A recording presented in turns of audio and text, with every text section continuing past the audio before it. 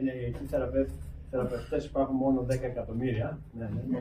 Να μην βάλουν τα σκυλιά και τα γατιά. Όλοι μπορούν να κάνουν θεραπεία, δεν το πιστεύουμε. Αυτό είναι λίγο ιδιαίτερο, γιατί από εγγενετής έχει το ταλέντο να μπορεί να μπαίνει στο ψυχικό πεδίο του αλλού με την άδειά του και να ανακαλύπτει την τοξικότητα γενεών κάρματος, προκειμένου να επαναπρογραμματίσει το συνείδητο για καλύτερη ποιότητα ζωής κτλ. Το όνομά του είναι Γιώργος Γεωργιάδης και ήρθε από τον Βόλο, μου έκανε έκπληξη και επειδή είναι και τελευταία ομιλία μου, γι' αυτό ήρθε να μου κάνει έκπληξη. Οπότε, αν έχετε κάτι προσωπικά να το ρωτήσετε μετά, καλώς. Ο λόγος που λέω, ένας από τους λόγους που λέω ότι είναι η τελευταία ομιλία, στην τελευταία ταυτότητα που πήγα να βγάλω, η κυρία στο αστυνομικό τμήμα ήθελε να με μετρήσει και ανακάλυψα ότι έχασα 11 πόντους από τα 20 ηλικία 20 με 70. Οπότε λέω πριν εξαφανιστώ τελείως, να κάνω μια τελευταία.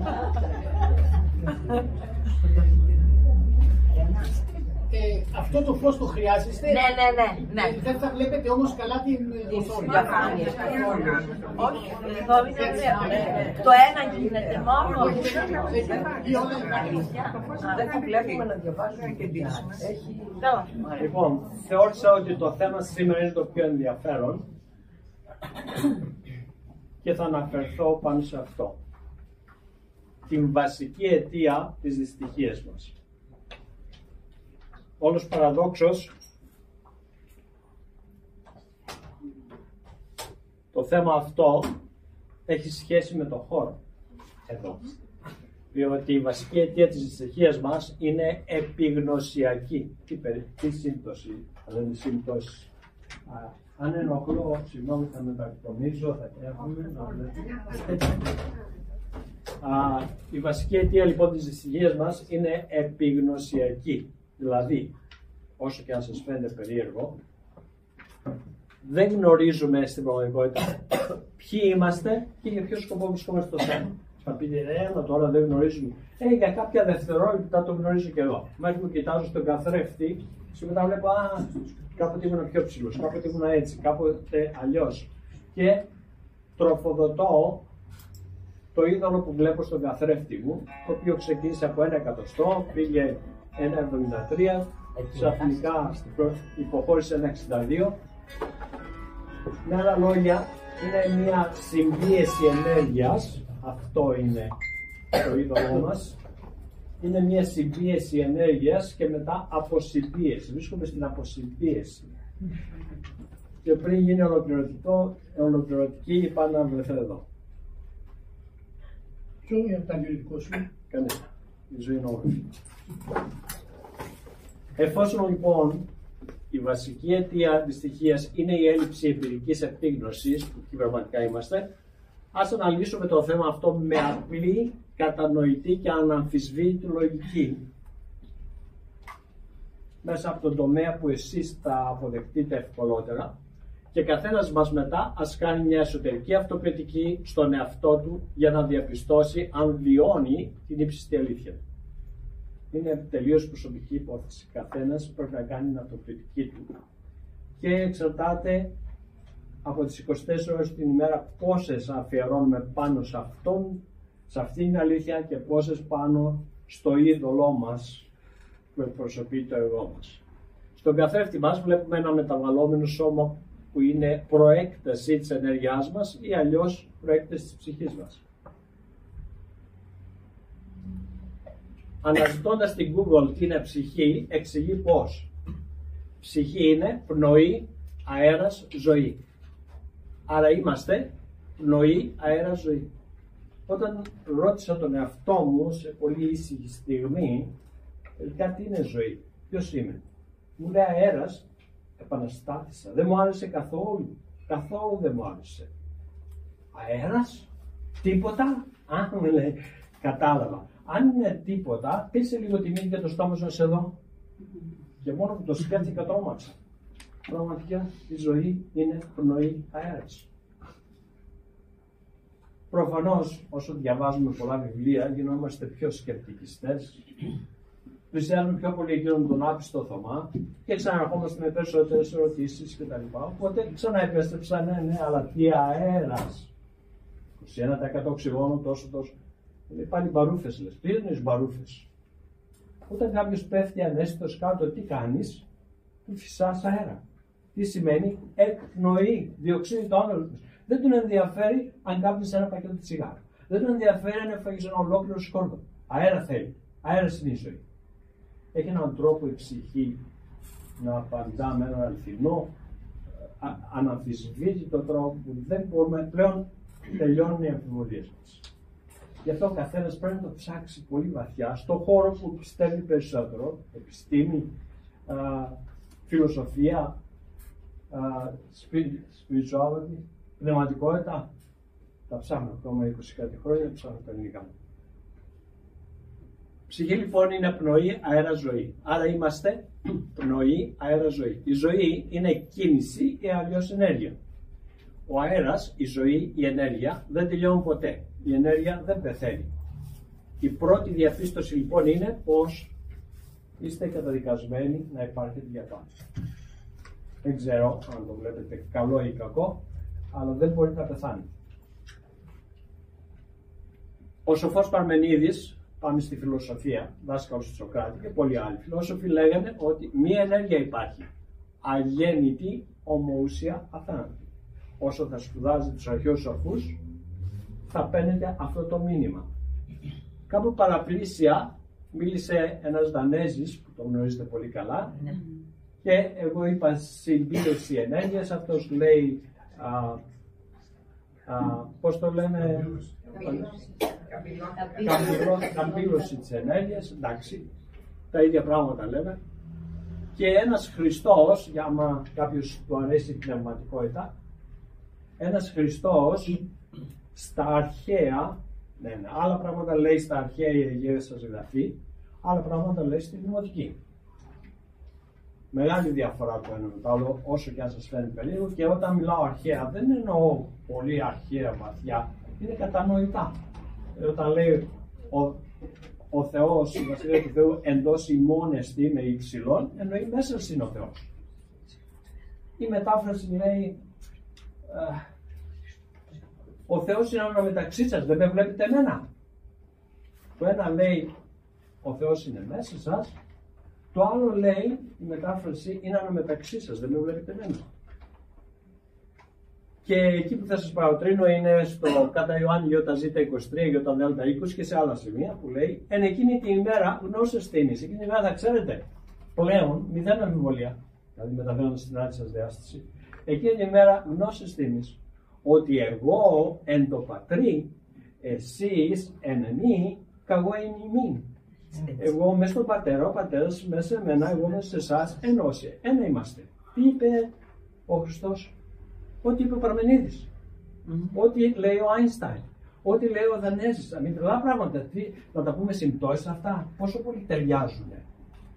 Και ρωτάω σε έναν πολύ φίλο μου παπά, αμυστή, του λέω τελικά, αρχαία ξέρουμε γιατί μαζί ήμασταν μικροί, από μικροί ήμασταν φίλοι, του Πάρος, πολύ ειδικό μου. Τελικά αν είμαστε ένα με τον Χριστό, ποιος θα πάει στην κόλαση? Μου λέει γιατί τα πιστεύεις αυτά? Και σηκώνεται ο Λεωνίδας, λέει τα λες αυτά στο πίμνιο? Αν τα πω αυτά στο πίμνιο από το παγκάρι, ποιος θα περάσει? Σημασία δεν έχει εγώ να τονίσω κάτι αρνητικό. Σημασία έχει ότι εσείς πρέπει να βάλετε το μυαλό σας να δουλέψει για σας. Γιατί εγώ μέχρι τα 70 μου μήλο δεν έχω φάει. Εξαιτίας της θρησκείας με την οποία μεγάλωσα. Λογικό να μην φάω μήλο. Εσείς να το κρίνετε. Έπρεπε κάπου να το αλλάξω. Ναι, θα φάω μήλο σήμερα, αλλά δεν είναι πολύ τρελαίνικο. Προτιμώ τα κεράσια. Προτιμώ κάτι άλλο. Άρα, ό,τι μας μπήκε στο υποσυνείδητο από μικρή είναι πολύ δυνατό. Δύσκολα βγαίνει. Και αυτό το μικρή μπορεί να είναι και γενναίες 14 που έλεγα πριν για τον κύριο Γεωργιάδη, ότι μας ακολουθεί ένα κάρμα. Βάσει του κάρματος επιλέγουμε τους γονείς, τους συγγενείς κτλ. Δεν είναι τυχαία πράγματα αυτά. Όλα είναι προεπιλεγμένα σε ένα ανώτερο πεδίο στο νου της ψυχής μας. Μία ενέργεια υπάρχει, αγέννητη, ομοούσια, αθάνατη, ταιριάζει και στη φιλοσοφία, ταιριάζει και στο Χριστό, ταιριάζει και στην επιστημονική φυσική. Ο αέρας, το όλον, ο Θεός, το σύμπαν, η ζωή, η ενέργεια είναι όλα συνώνυμα και έχουν ένα ύψη στο νου. Παρόλο που σας τεκμηριώνω όλα αυτά, επιστημονικά, με τον Χριστό, με την φιλοσοφία, δεν σημαίνει ότι εγώ έχω τη δύναμη να σας κάνω να πιστέψετε κάτι. Μάλιστα μπορώ να σας πω ότι δεν με πολύ στενοχωρεί αν δεν το πιστεύετε. Γιατί ενώ νομίζετε ότι εγώ μιλάω σε εσάς, στον εαυτό μου τα ψάχνω. Για τα μήλα που δεν έφαγα 70 χρόνια. Και λοιπά και λοιπά. Τα λάθη που έχω κάνει. Επομένως, καθένας σας θα αναλάβει την ευθύνη να προγραμματίσει. Τώρα, πώς προγραμματιζόμαστε είναι ένα άλλο θέμα. Εκεί μας διδάσκει η απλή ψυχολογία, η επιστημονική ψυχολογία, η οποία λέει ότι η πίστη δημιουργείται με την επανάληψη, γραπτή επανάληψη, ξανά, ή αλλιώς βοηθηθείτε από κάποιον Γιώργο που κρύφτηκε. Η ζωή είναι όμορφη. Ο ύψιστος νους λοιπόν είναι αρμονία, αγάπη, χαρά, ευτυχία, υγεία, αιωνιότητα. Όταν είμαστε συνδεμένοι με τον ανώτερο εαυτό μας, βιώνουμε όλα αυτά. Υπέροχο. Η μόνη δυσαρμονία που υπάρχει βρίσκεται μέσα στο ανθρώπινο μυαλό εξαιτίας του προσωρινού εργαλείου εγώ, το οποίο όμως είναι μια εφεύρεση της ψυχής μας, του εμείς. Ακόμα και αυτό εφεύρεση δική μας είναι. Γιατί η ψυχή έχει περισσότερα από 100 θετικά στοιχεία βασισμένα στην αγάπη. Αντίθετα, το εγώ έχει περισσότερα από 100 αρνητικά στοιχεία βασισμένα στο φόβο. Σαν βοήθεια στην εμπειρική μας επίγνωση. Διότι στην απουσία π.χ. της ασθένειας θα ήταν απίθανη η εμπειρία της υγείας. Με άλλα λόγια, αν ήσασταν πάντα υγιείς και ερχόταν ένας εξωγήινος σας και ήταν Μαρία, Ελένη, μια χαρά υγιής σε βλέπω σήμερα, θα το κοιτούσαμε με περίεργα. Τι λέει αυτός εδώ? Επειδή όμως έχουμε αρρωστήσει μερικές φορές, ναι, σήμερα νιώθω υπέροχα, μια υπέροχη μέρα κτλ. Άρα είναι πολύ αναγκαίο το εγώ μας με τα 113 αρνητικά στοιχεία, εκεί έφτασε και σταμάτησα. Ο ΕΜΟ το έφτασε 110, φαίνεται εμείς οι Έλληνες είμαστε λίγο χειρότεροι. 113 αρνητικά στοιχεία βασισμένα στο φόβο. Αναγκαία για να βιώσουμε βασισμένα στο φόβο. Χωρίς φόβο δεν μπορούμε να βιώσουμε την αγάπη. Η αγάπη δεν είναι το συναίσθημα, αγαπώ τον άντρα μου, αγαπώ το παιδί μου. Όχι. Αγάπη σημαίνει, αυτό είναι πιο πολύ εξάρτηση. Αγάπη σημαίνει η αλήθεια που άκουσα όταν πρωτοπήγα Αμερική μικρός, 20 χρονών και δεν μπορούσα να την αποδεχτώ. Ότι εγώ και εσύ είμαστε ένα. Ότι τα πάντα είναι ένα. Και αν εγώ και εσύ είμαστε ένα, ποιος με απειλεί? Ο φόβος εξαφανίζεται. Στην απουσία λοιπόν κάθε ίχνος φόβου υπάρχει μόνο αγάπη.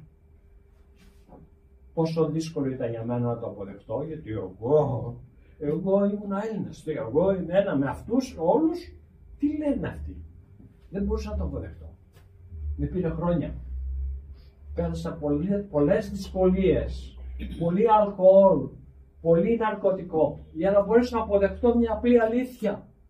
Να ταπεινώσω το εγώ μου και να αποδεχτώ ότι οι πάντες είμαι εγώ. Πρέπει να τους δω με αυτόν τον τρόπο. Όχι μόνο για το δικό μου καλό, αλλά και το πώς πρέπει να φέρουμε σε αυτούς. Σεβόμενος τους άλλους, σέβομαι τον εαυτό μου. Αγάπη λοιπόν είναι η απουσία παντός φόβου. Το εγώ λοιπόν είναι ένα ωφέλιμο εργαλείο, επειδή στην απουσία του είναι αδύνατο να κάνουμε εμπειρία μας στην ψυχή, το εμείς. Η δυστυχία μας όμως δεν είναι εξαιτίας του εγώ, αλλά εξαιτίας της προσκόλλησής μας σε αυτό αντί στην ψυχή. Αυτό το πρόβλημα είχα εγώ. Εγώ ήμουν Έλληνας, εγώ ήμουν μορφωμένος, εγώ τα χάλια μου είχα εγώ. Αλλά δεν ήθελα να το δω. Γιατί ανήκα στο εγώ. Έπρεπε να το υποστηρίξω. Προφανώς λοιπόν ο Θεός, δηλαδή ο ύψιστος νους, ο νους της ψυχής μας, τα πάντα η σοφία επίσης. Αν έχετε πρόβλημα με κάτι, η πρώτη ερώτηση είναι γιατί το δημιουργείς αυτό.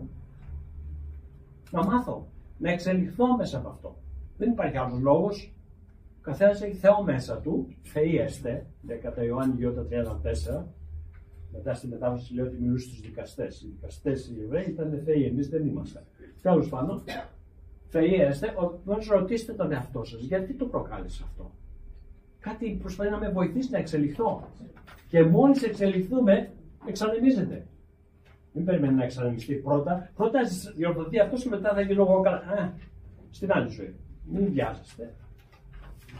Πρώτα εμείς θα διορθωθούμε και μετά θα διορθωθεί ο άλλος.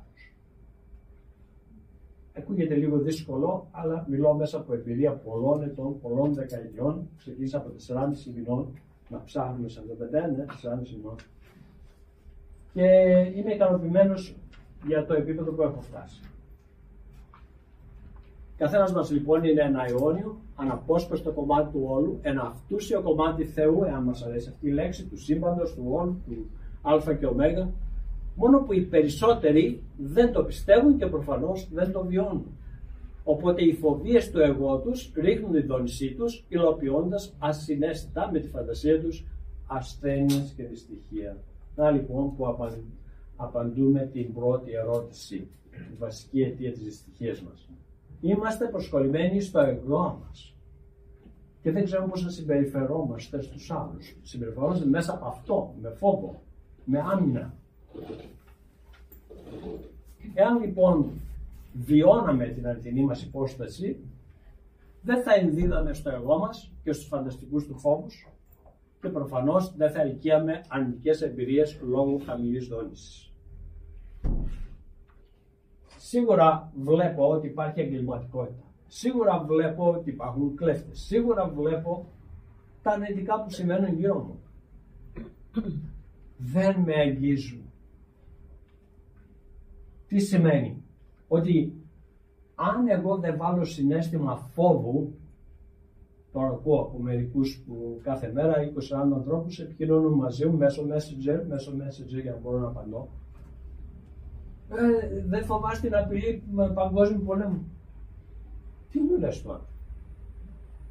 Ασφαλώς, αν φοβάται κάποιος, όχι μόνο δεν χρειάζεται να γίνει παγκόσμιος πόλεμος, ένας πολεμάτος μικρός να γίνει, θα χτυπήσει αυτόν.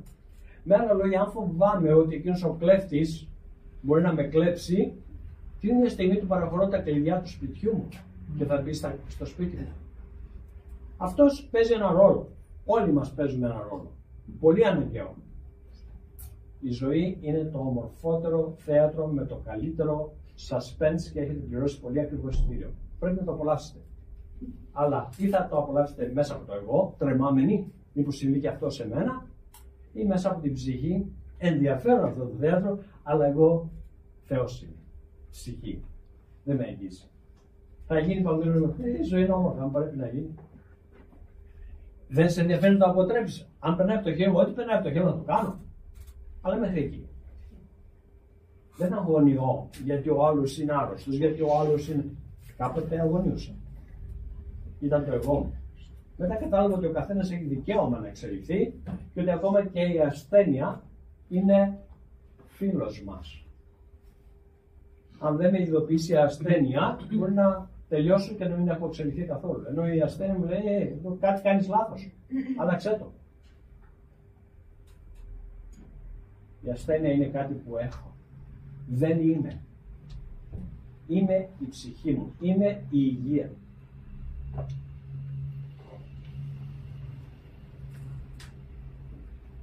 Εάν βιώναμε την αλήθεια μας, δεν θα επικρίναμε κανέναν.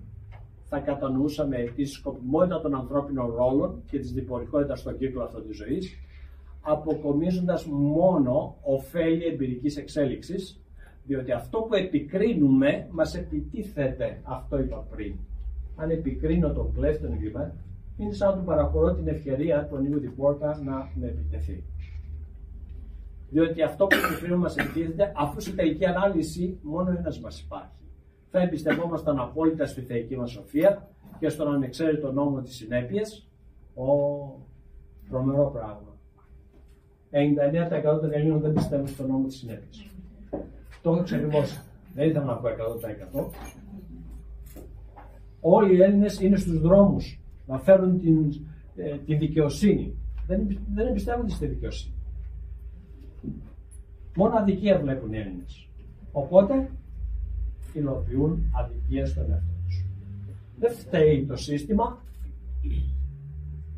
φταίει ο καθένας μας που δεν αναλαμβάνει την ευθύνη του σαν Θεός. Θα εμπιστευόμασταν απόλυτα στη θεϊκή μας σοφία και στον εξαίρετο νόμο της συνέπειας, ο οποίος είναι αιτία αποτέλεσμα, σπυροθερίζω, δράση, αντίδραση. Εδώ, σήμερα, όχι σε μεταθανάτια ζωή, γιατί εκεί λέει, εν εκείνη την ημέρα γνώστες στιγμής, ότι όλοι είμαστε ένα. Πλέον εκεί δεν θα υπάρχει αμφιβολία. Ας μιλάμε για τώρα, το τώρα. Εάν βιώναμε τη θεωρητά μας, θα είχαμε 0 προσδοκίες από άλλους και θα αναλαμβάναμε την απόλυτη ευθύνη της ζωής μας, οπότε δεν θα νιώθαμε θύματα άλλων. 80% των προβλημάτων που ακούω καθημερινά είναι από γονείς που προδόθηκαν οι προσδοκίες τους από τα παιδιά τους. Εγώ που θυσιάστηκα για αυτά, ποιος σου είπε να θυσιαστείς? Μα οι γονείς αυτό δεν κάνουν. Όχι. Οι γονείς κάνουν θυσίες. Όχι μόνο για τα παιδιά, για όλους. Άλλο κάνω θυσίες και άλλο θυσιάζομαι στο βαθμό που να έχω προσδοκίες ότι πρέπει και αυτοί να τα αποδώσουν. Οι προσδοκίες μου προδόθηκαν διότι εγώ θέλω τα παιδιά μου να σπουδάσουν αυτό και εκείνοι πήγανε αλλού και εγώ θέλω αυτό και εκείνοι είναι. 80% των προβλημάτων είναι γονείς παιδιά. Οι προσδοκίες μας. Εάν βιώναμε την αλήθεια μας, βλέπω μερικούς κατεβάζουν το κεφάλι, μην νιώθετε άσχημα. Στον εαυτό μου μιλάω. Εγώ τα έχω κάνει τα λάθη. Εάν νιώθαμε την αλήθεια μας, θα νιώθαμε ολοκληρωμένα και αυτού σε κομμάτια του όλου. Οπότε δεν θα είχαμε την ανάγκη προσκόλληση σε άλλους, θα άλλαζε η σκοπιμότητα κάθε σχέσης, θα κυριαρχούσε η υπομονή, η κατανόηση, η οριοθέτηση και ποτέ η ανοχή. Σαν ολοκληρωμένα κομμάτια θα μαγνητίζαμε ολοκληρωμένους ανθρώπους και θα οριοθετούσαμε τις σχέσεις μας, να ξέρει και ο άλλος τι με ενοχλεί. Και πάνω απ' όλα 0 ανοχή. Φαίνεται απειλητικός την ώρα που κοιμάται με το τηγάνι το βαρύ στο κεφάλι. Τελειώστε τον. Μα δεν είναι χριστιανικό. Εγώ δεν σας είπα θα σας μιλήσω για θρησκείες. Αλλά αν δεν τον τελειώσει, θα σας τελειώσει εκείνος. Είμαι πολύ σκληρός στη βία. Πολύ σκληρός. Βασικά είμαι σκληρός στην ανοχή. Γιατί έχουμε διδαχθεί σαν λαός ότι όταν σε χτυπάει από το ένα γύρω από το άλλο, να σε αφήσει χωρίς μάμα. Δεν δουλεύει. Αν βιώναμε την αλήθεια μας, δεν θα ενδίδαμε ποτέ σε ενοχές. Διότι αφενός κανείς δεν ξεφεύγει από τις συνέπειες, είπαμε, ο νόμος της συνέπειας, κανείς δεν τα πληρώνουμε τα λάθη μας, δεν γλιτώνουμε. Γιατί πρέπει να εξελιχθούμε. Αφενός κανείς δεν ξεφεύγει από τις συνέπειες των λαθών του και αφετέρου η οποιαδήποτε ενοχή είναι ανούσια, ανώφελη και αιτία πολλών ασθενειών. 50% των ασθενειών, ιδιαίτερα για τις γυναίκες. Απλά αποδεχόμαστε τα οποιαδήποτε λάθη μας, μετανοούμε και δεν τα επαναλαμβάνουμε. Μέσα από την πολλή παραγωγικότητα που διαθέτω, βλέπω εκεί που έμενα, οι άνθρωποι που πηγαίναν πιο πολύ κάτω από το πετραχύλι να εξομολογηθούν, ήταν αυτοί που ξέρουν ότι θα το ξανακάνουν. Τουλάχιστον να αδειάσουν μερικά βάρη από την ψυχή τους, νομίζω να θα γλιτώσουν, τέλος πάντων. Από τη στιγμή όμως που μετανοώ και δεν μπορώ να το ξανακάνω, δεν χρειάζεται να πάω σε κανένα πετραχύλι. Άρα ίσως η σκοπιμότητα αυτή είναι, επειδή θα κάνω ξανά τα λάθη, ας πάω να δήθεν να ελαφρύνω από το παρελθόν.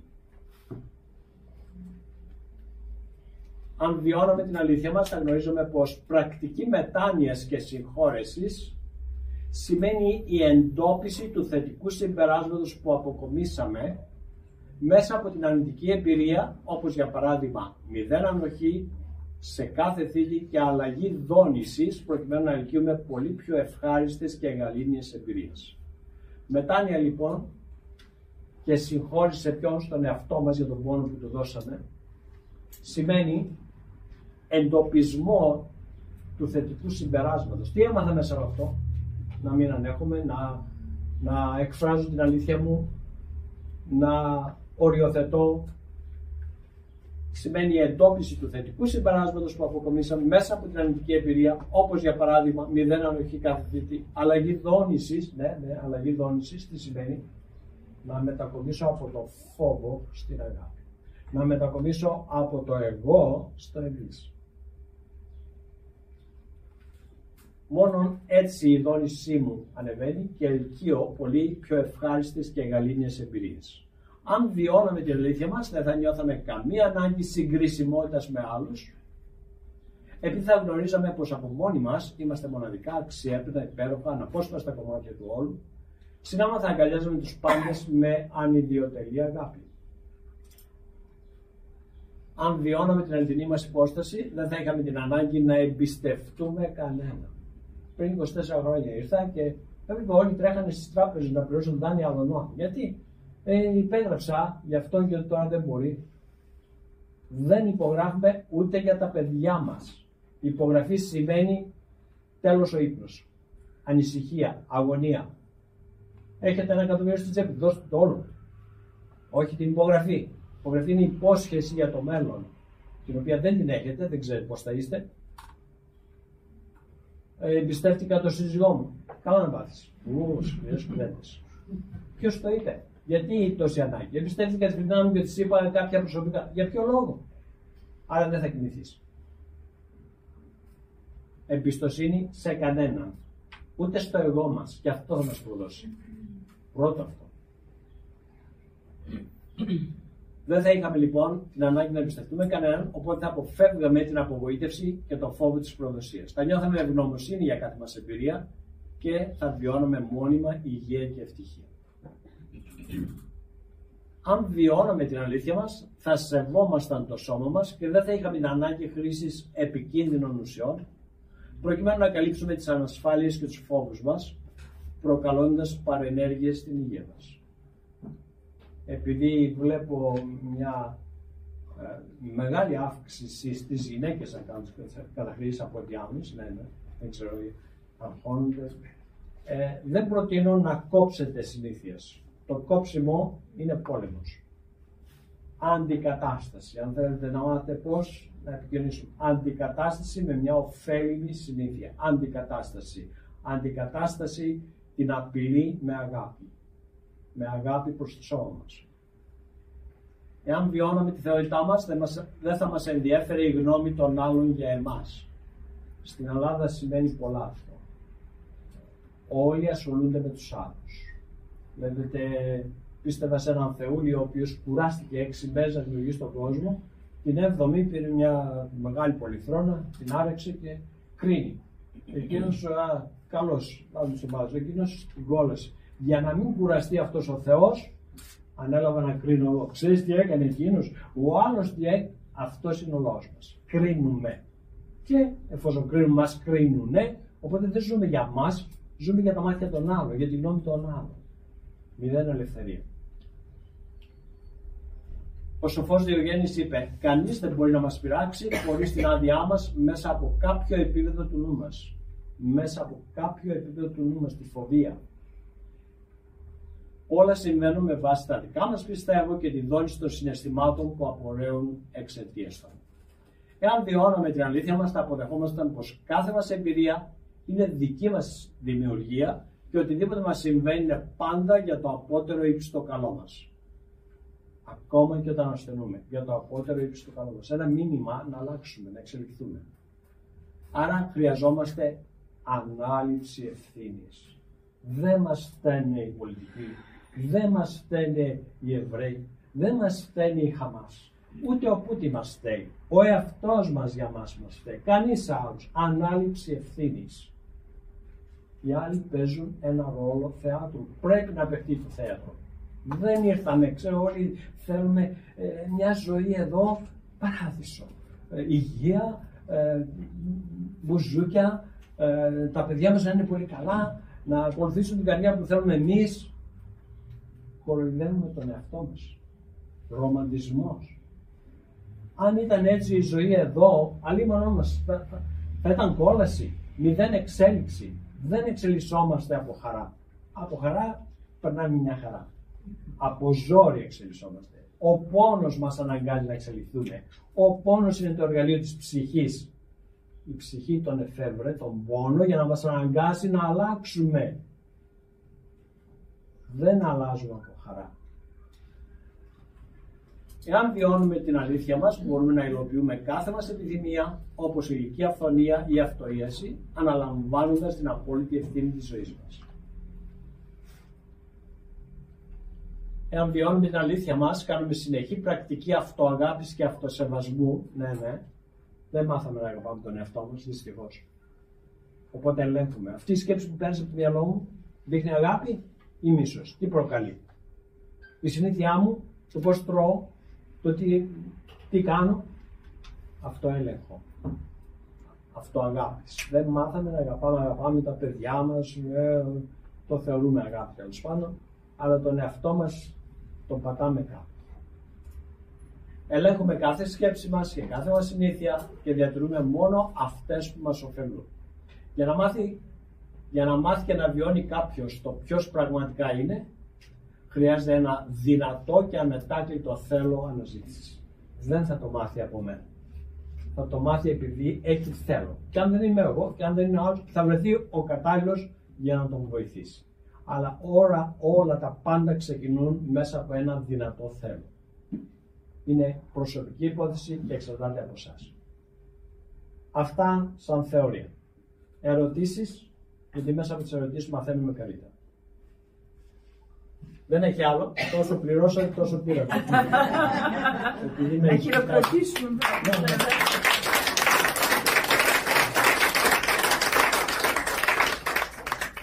Τον εαυτό σας, θείεστε. Το είπε ένας Χριστός και δεν ήταν η στιγμή που έκανε το νερό κρασί. Επομένως έλεγε αλήθειες, απλά πού να το πιστέψουμε για να τον αλλιώσουμε. Ναι. Μετά από τόσα χρόνια ξανά μαζί, θα τα πούμε μετά. Λοιπόν, έχω μια πορεία, δεν κατάλαβα κάτι. Όταν μιλούσαμε στην αρχή, όταν μας έλεγε για το εγώ, το εγώ όταν λες αγωνιούμε για κάποιον, για έναν άνθρωπο που δεν είναι καλά ή ξέρεις να διανεμαίνω στα ζώα, εμένα για τα ζωάκια, γιατί είναι έκφραση του εγώ? Δηλαδή, όταν εγώ βλέπω τα αδέσποτα που ταλαιπωρούνται, έναν άστεγο που θέλω να βοηθήσω, αυτό πώς συνδέεται με το από εγωισμό το κάνω? Ανεψιά. Κάνει έξυπνες ερωτήσεις. Ξαδέρφη. Πασχαλίδη, γι' αυτό. Όχι, δεν είμαστε συγγενείς, είναι συνδεδία. Είναι πολύ δύσκολος ο διαχωρισμός αρνητικού συναισθήματος και θετικού συναισθήματος. Υπάρχει μια γκρίζα ζώνη. Επομένως, αυτό που ρωτώ πάντα, για να δούμε τι εκφράζει την αλήθεια μας, μόλις ρωτά, βλέπω ένα ζώο που υποφέρει και αγωνιώ γι' αυτό. Η ερώτησή μου είναι, τι σημαίνει η λέξη αγωνιώ? Σημαίνει το καημένο, δημιουργώ, σφίγγονται τα έντερά μου. Ενοχές. Μέσα μας είναι η αίσθηση της ψυχής. Άμα ψάχνει η ψυχή, τη βρείτε το έντερο είναι το πρώτο ευαίσθητο, μετά το στομάχι, η καρδιά, το σηκώτη. Άρα, αγωνιώ ή ενδιαφέρομαι? Ενδιαφέρομαι είναι πολύ καλό. Άρα, είναι λίγο λεπτές οι διαφορές. Δεν σφίγγονται. Μπράβο, είναι γκρίζα ζώνη που πρέπει να την προσδιορίζουμε. Άλλο ενδιαφέρομαι για τον κόσμο, να έχει ειρήνη, να βοηθήσω, να κάνω. Άλλο ενδιαφέρομαι και άλλο αγωνιώ. Ναι, αλλά η Μαρία θα με ακούσει. Ναι, αλλά η τάδε θα με κάνει. Τώρα ενοχλούμε εσωτερικά, διότι καβάλισα το καλάμι, μιλούσε για καλάμι. Διότι το εγώ μου ενοχλείται, το εγώ μου θέλει να πετύχει σε αυτήν την προσπάθεια. σε αυτό που νιώθω εγώ, αυτό ήθελα να εξηγήσω, σε αυτό που συμβαίνει σε μένα μέσα μου, δεν το συνδέω με το εγώ, θα σου πω ακριβώς τι εννοώ. Δηλαδή, ας πούμε, βρίσκω ένα χτυπημένο γατάκι, το περιθάλπτω, το πάω στην κλινίδα, τρώω όλα καλά, δεν μπορώ να το κρατήσω και είναι μικρό και το ξαναφήνω στον δρόμο.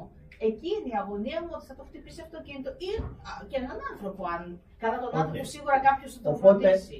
Οπότε η ερώτηση αλλάζει και λέει ότι όλοι αυτοί που σκοτώνονται, που μιλάμε και για τα τέμπη και τα λοιπά, όλα αυτά τα ατυχήματα που γίνονται, που δεν μας αρέσουν, γιατί εμείς έχουμε κάποιες προδιαγραφές στο μυαλό μας.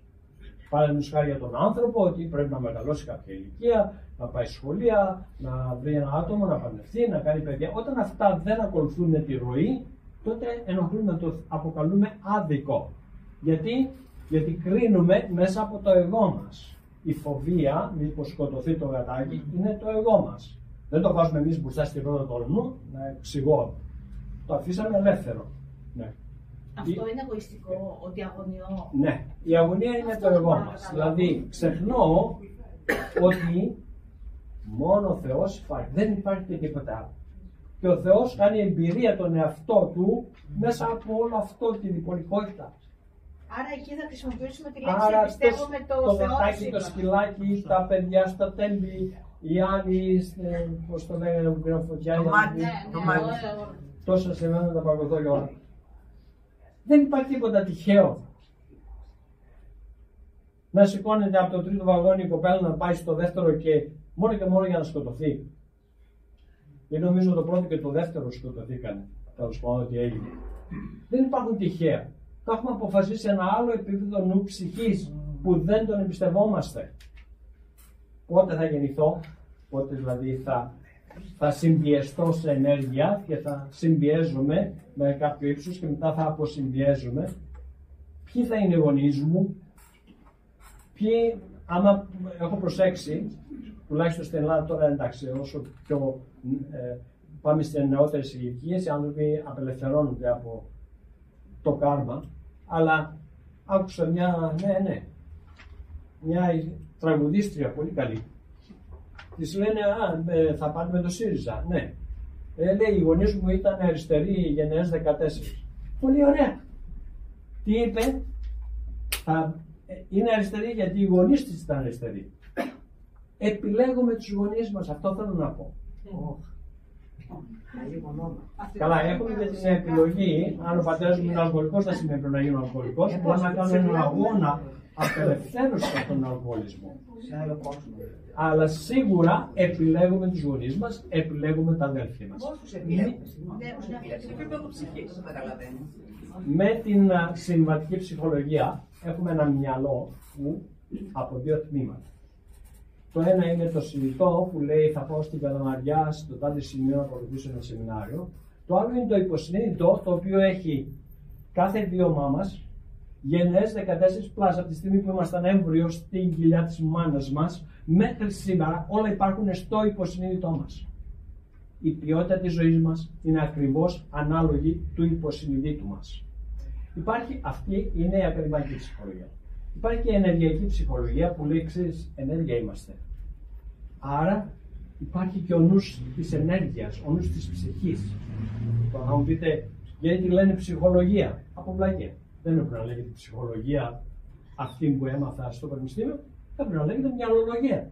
Για μυαλό μιλάμε. Δεν μιλάμε για ψυχή, δεν υπάρχει ακαδημαϊκή γνώση που να μιλάει για ψυχή. Δεν υπάρχει. Άρα λοιπόν, σαν ενεργειακός ψυχολόγος, έχουμε και έναν ανώτερο νου. Είναι ο νους της ψυχής. Εκείνος αποφασίζει μερικά βασικά πράγματα. Πότε θα ενσωματωθούμε, πότε θα αποχωρήσουμε, ποιοι θα είναι οι γονείς μας και ποιοι θα είναι τα αδέλφια μας. Αυτά είναι τα βασικά πράγματα. Δεν θα αλλάξετε τα αδέλφια σας και μην προσπαθείτε τα αδέλφια σας να γίνετε φίλοι. Δεν γίνεται. Ειδικά στην Ελλάδα, αν δεν υπάρχει περιουσία. Τέλος πάντων. Και μην αγωνιάτε αν θα πεθάνετε, τα έχετε αποφασίσει ήδη. Σημασία έχει το τώρα, το πώς ζω το τώρα. Είμαι άρρωστος, πρέπει να κάνω κάτι. Πρέπει να βιώνω το Θεό. Και άμα βιώνω το Θεό μέσα μου, θα είμαι απόλυτα υγιής. Θα είμαι απόλυτα γαλήνιος. Θα λατρεύω τους πάντες. θα βιώνουν αυθονία. Αυτό ήταν το σεμινάριο σήμερα. Το τώρα, πώς αλλάζουν το τώρα. Το πότε αποχωρήσω είναι already καταγραμμένο. Δηλαδή εννοείται ότι η ψυχή έχει κάνει κάποιες συμφωνίες πριν έτσι στον κόσμο εδώ. Έγγελο και επέλεξε γονείς και τέλος πάντων. Χρειάζεται να το πούμε συμφωνίες με ποιον. Τέλος πάντων, δεν ξέρω. Η συμφωνία προδιαθέτει και έναν άλλον και δεν υπάρχει άλλος παρά μόνο εσύ. Όταν πούμε επιλέγουμε τους γονείς, εγώ, χωρίς συμφωνίες. Εγώ τα επιλέγω όλα, ανάληψη ευθύνης. Είναι σπουδαίο πράγμα η ανάληψη ευθύνης. Επικίνδυνο πράγμα η ανάληψη ευθύνης. Γιατί ταπεινώνει το εγώ. Να ρωτήσω ανάληψη κάτι. ευθύνης, ναι.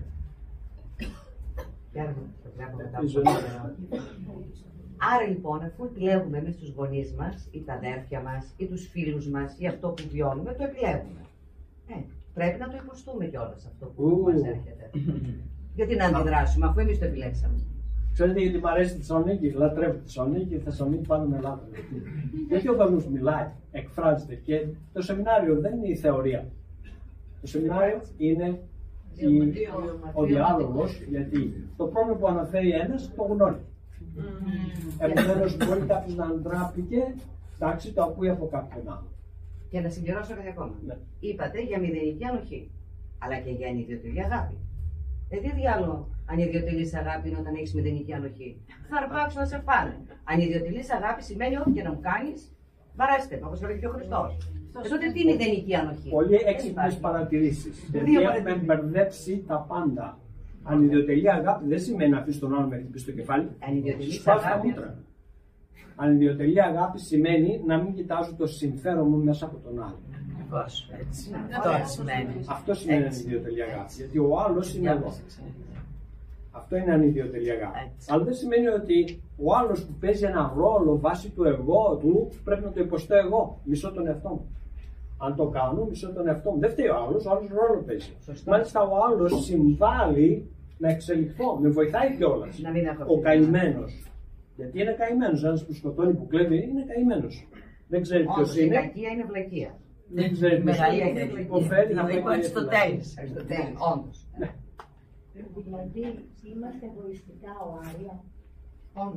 Τώρα η λέξη ο Άρια δεν ξέρω αν πρέπει να το θεωρήσουμε έτσι, αλλά όπως έχουμε την ψυχή μας, ήρθαμε να κάνουμε εμπειρία την ψυχή μας. Δεν μπορούμε να κάνουμε εμπειρία την ψυχή μας αν η ψυχή δεν ανακάλυπτε αυτό το εργαλείο εγώ με τα 113 αρνητικά στοιχεία βασισμένα στο φόβο. Η ψυχή είναι απόλυτη αγάπη, όλοι είμαστε ένα. Μια χαρά περνάμε, χαχά, υγεία, τρώω εγώ, θα φας εσύ, όλα μια χαρά. Ναι, αλλά αυτό δεν θα βιώνω. Ο Θεός, το όλον, γνώριζε πάντα το ποιος είναι. Εδώ στο σώμα ήρθε για να κάνει εμπειρία τον εαυτό του. Ο Θεός εξελίσσεται, το όλον, εξελίσσεται σε πολλά παράλληλα σύμπαντα με διαφορετικούς τρόπους. Κάτι τέτοιο είπε ο Άινστάιν όταν πέθανε ο κολλητός του, λέει έβλεπα τον κολλητό μου πάντα σε ένα σώμα, δεν θα τον βλέπω, αλλά είμαστε μαζί σε άλλα παράλληλα σύμπαντα. Είπε ο Άινστάιν. Κάτι παραπλήσια έβλεπε ο Σωκράτης κτλ. Πρέπει αυτό να το διευκρινίσουμε, είναι τόσο δύσκολο. Όλες οι ερωτήσεις είναι τόσο δύσκολες, πρώτα απ' όλα σας θαυμάζω. Γιατί αν δεν έλειπα 30 κάτι χρόνια έξω, ακόμα θα φοβόμουν το μήλο και θα έκλαιγα γιατί οι άνθρωποι κατασκεύασαν μια ντόλη και τώρα ο Θεός θύμωσε τόσο πολύ μαζί μου, θα βρει ένα ιδιαίτερο χώρο να μου στείλει, λίγο χειρότερο από την κόλαση. Ναι. Ήμουνα πολύ χαμένος. Πρέπει λοιπόν να διευκρινίσουμε όσο μπορούμε περισσότερο μέσα στο μυαλό μας. Στην αρχή όλα ξεκίνησαν από μια κουκίδα ενέργειας η οποία διασπάστηκε. Η επιστήμη το λέει Big Bang. Μεγάλο θεωρεί. Μεγάλη έκρηξη. Εντάξει. Από τις εκρήξεις συνήθως βλέπουμε σπαράγια. Εδώ βλέπουμε ότι από την έκρηξη δημιουργήθηκε κάτι πολύ έξυπνο. Ακόμα και τα σώματά μας λειτουργούν από μόνα τους τόσο έξυπνα. Αφού εμείς εκεί πάμε να τα μπλοκάρουμε και εκείνα ξανά συνεχίζουν να δουλεύουν. Είναι τρομερό η τελειότητα που υπάρχει. Άρα αυτή η ενέργεια είχε έναν ανώτερο νου. Αυτή η ενέργεια έχει μία σκοπιμότητα. να εξελίσσεται σε διάφορα επίπεδα. Γνώριζε πάντα νοερά ποια είναι, γιατί δεν υπήρχε και τίποτα άλλο. Ο Θεός, η αρχική ενέργεια, το ΑΟ, το όλον, ο Αλλάχ, ήξερε πάντα ποιος είναι. Το ήξερε νοερά. Εδώ, στην ύλη, το μαθαίνει εμπειρικά μέσα από τους ρόλους που παίζουμε, και αφού έχουμε εφεύρει ένα εργαλείο αντίθετο της ψυχής που λέγεται εγώ. Διότι μόνο μέσα από την διπολικότητα μπορούμε να βιώσουμε την πραγματικότητα. Μόνο μέσα από την ασθένεια μπορούμε να βιώσουμε την υγεία. Μόνο μέσα από τον πόνο μπορούμε να βιώσουμε τη χαρά. Μόνο μέσα από την ασθένεια, να το είπα την ασθένεια. Παραλαμβάνω τα ίδια, γι' αυτό πρέπει να σταματήσω τα σεμινάρια. Η ζωή είναι όλο. Άρα λοιπόν, εδώ στην ύλη εξελίσσεται το όλον ο Θεός μέσα από αυτό το θέατρο που βλέπουμε, ένα θέατρο είναι, και αυτό το θέατρο είναι καλό να το βλέπουμε σαν θεατής και όχι να βάζουμε τον εαυτό μας μέσα σαν ηθοποιό. Γιατί μετά κλαίμε για το κάθε τι. Γιατί το γατάκι χάθηκε, γιατί το βαγόνι πράκταρε, γιατί ο Πούτιν ετοιμάζει πυρηνική ενέργεια, γιατί ο Τρόμπ τρελάθηκε ή τι έκανε. Αρχίζουν να μας απασχολούν πολλά πράγματα, γιατί μπήκαμε μέσα στο θέατρο και γίναμε κι εμείς ηθοποιοί του θεάτρου. Για όφελός μας, καλό είναι να βγούμε έξω και να γίνουμε θεατές και να το απολαύσουμε. Ωραίο suspense, πολύ εφεύρεση η ψυχή, άρα ψυχή φοβερή είσαι. Και να το απολαμβάνουμε. Όσο θα είμαστε από τη θέση του Θεού, της θεότητάς μας, τόσο καλύτερα θα νιώθουμε και από προαγίες και ευτυχίες κτλ. Όσο θα εμπλεκόμαστε στην αγωνία του ηθοποιού, θα υποφέρουμε, γιατί δεν θα κερδίσουμε ποτέ. Γιατί και αυτόν που θα πάμε να σκοτώσουμε, να εξαλείψουμε, είναι ο εαυτός μας. Είτε τον λέμε Χαμάς, είτε τον λέμε Εβραίο, είτε τον λέμε Πούτιν, είτε τον λέμε Ουκρανό, είναι μέσα μας. Άρα πώς θα τοποθετηθούμε, εναντίον ποιανού, αφού οι πάντες είμαι εγώ. Όταν το γνωρίζω αυτό, τραβάω τα χαλινάρια του εγώ μου, πάω στην ψυχή, κάνω αυτό που μπορώ να κάνω προς όφελος του όλου, αλλά μέχρι εκεί. Δεν αγωνιώ. Ελπίζω να απάντησα. Καμιά φορά άλλα με ρωτάτε, αλλά φανώ. Συγγνώμη, σας έκανε δύο σκέλη ερώτηση.